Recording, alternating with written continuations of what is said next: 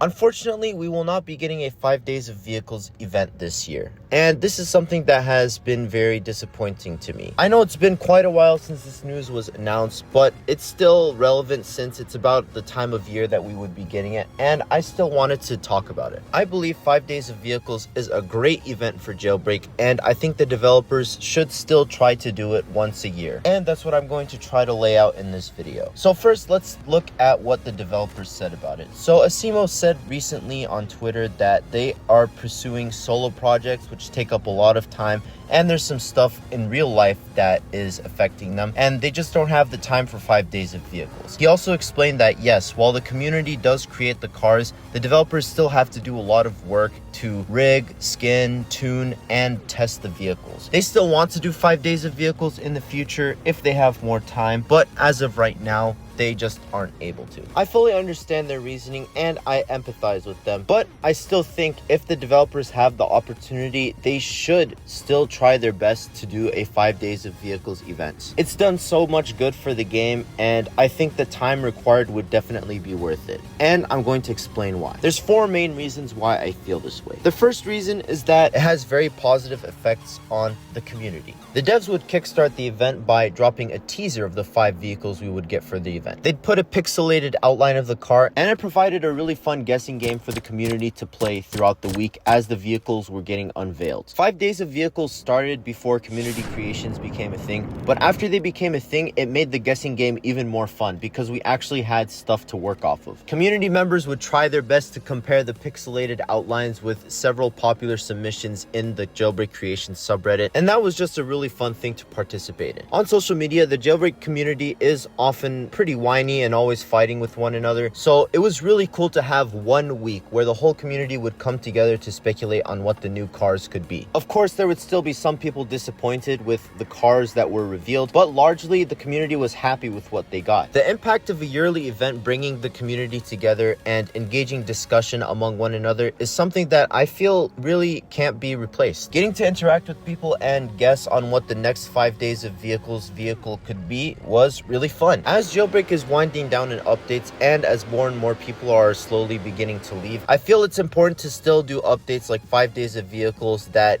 keep the community engaged and give them something to talk about with the game. Therefore, that's one reason why I think we should still get this update every year. Second, I think 5 Days of Vehicles should stick around because it adds a lot of great new vehicles. Nowadays, the only vehicles we are getting are either from seasons or from safe revamps. So they're inaccessible to the vast majority of Jailbreak players because they either don't do seasons or they don't want to spend all the money that they need to in order to get the vehicles from safes. One great thing about 5 Days of Vehicles was how it was able to add several vehicles across different price points. Beginners got a vehicle, mid-range players got a vehicle, and endgame players got a vehicle. Giving players across all walks of life in Jailbreak a new vehicle to liven up their gameplay would be really cool, especially nowadays when we don't get that many new cars, and like I said, most of them are never going to be used by most of the players. The third reason I really enjoyed 5 Days of Vehicles and why I think we should still get it is because it revamps old cars and makes them better. Although almost all purchasable Jailbreak vehicles have interiors now,